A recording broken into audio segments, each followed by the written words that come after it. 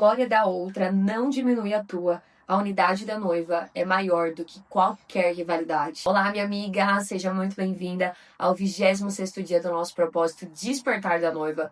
Nós estamos caminhando juntas durante 40 dias para voltarmos os nossos olhos para Jesus e permitirmos que o Espírito Santo ele prepare o nosso coração para o noivo.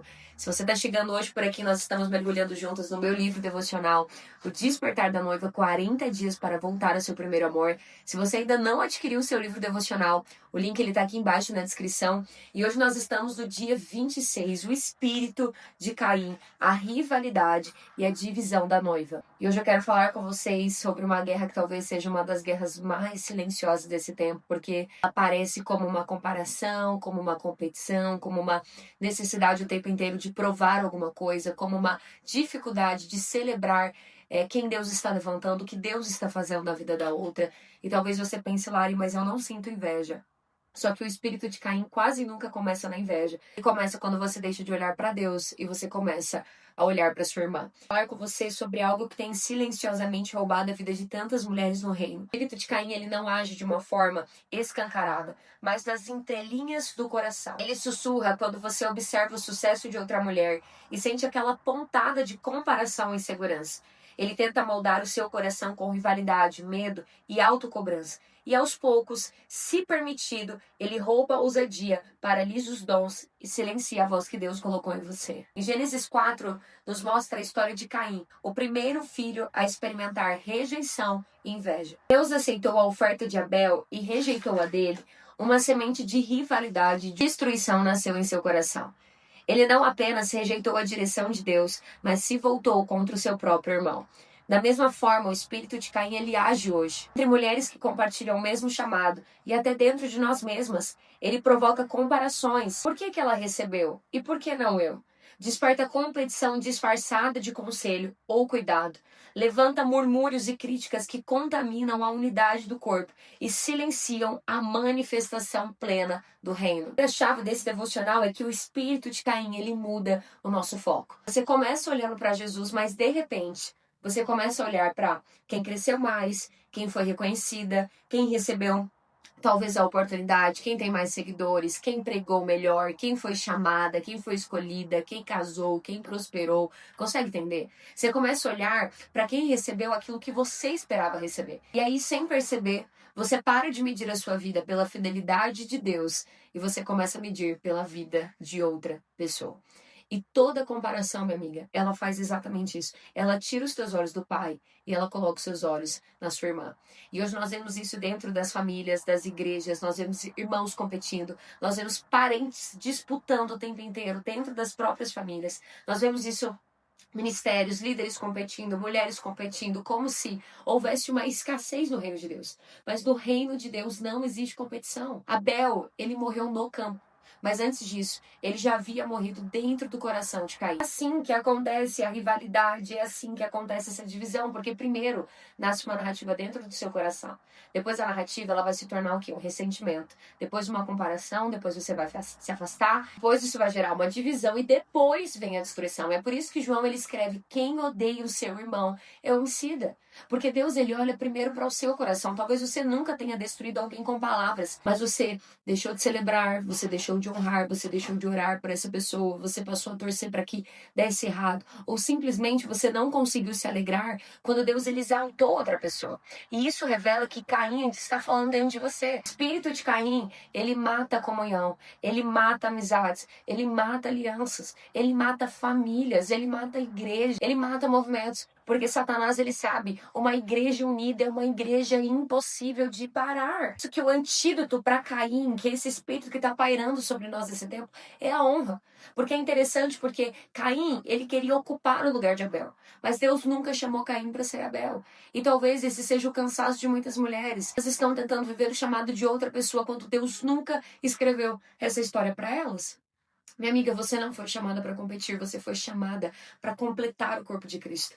O reino, ele não é uma corrida onde existe apenas um vencedor. Ele é um corpo, e no corpo o olho celebra a mão ela honra o pé.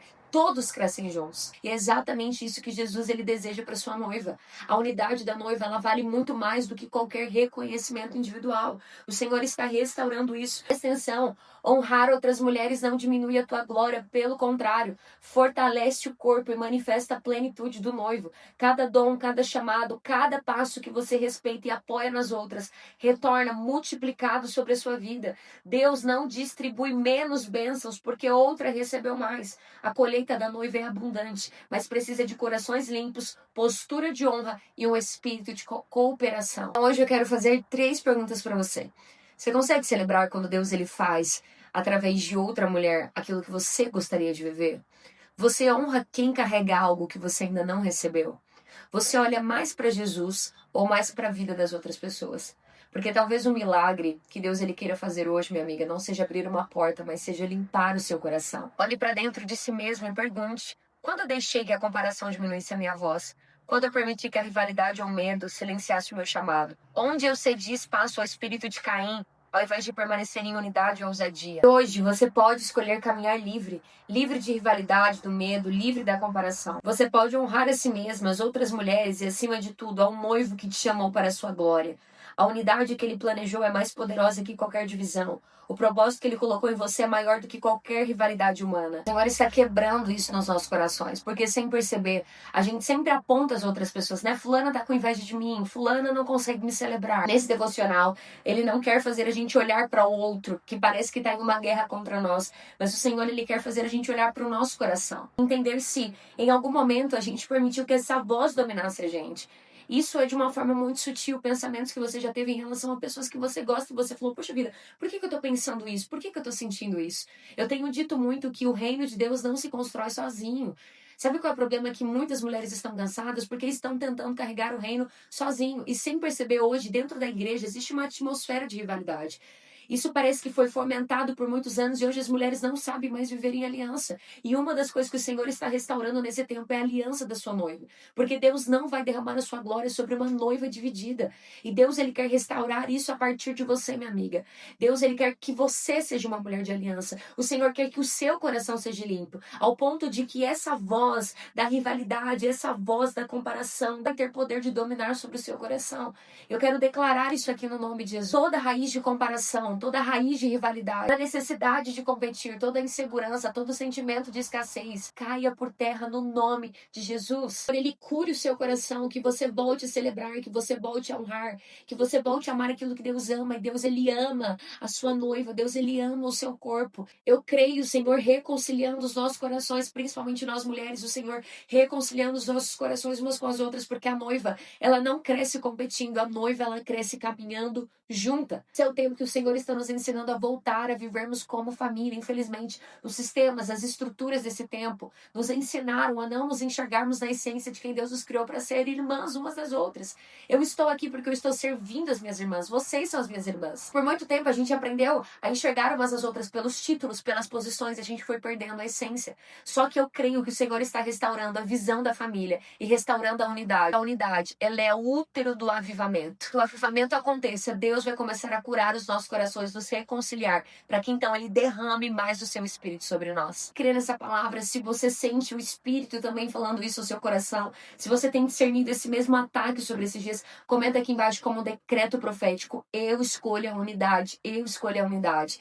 Não deixe, minha amiga, de curtir esse vídeo, ativar as notificações. Se você ainda não se inscreveu no canal, se inscreva e compartilhe esse vídeo com uma amiga que você honra, que você celebra, que você acredita naquilo que Deus está fazendo através dela. Amanhã eu te espero aqui para o 27º dia do nosso propósito. Nós vamos falar sobre a hora da vigília. Maranata, o nosso noivo está vindo, nós estamos juntas até que ele venha, até depois do fim.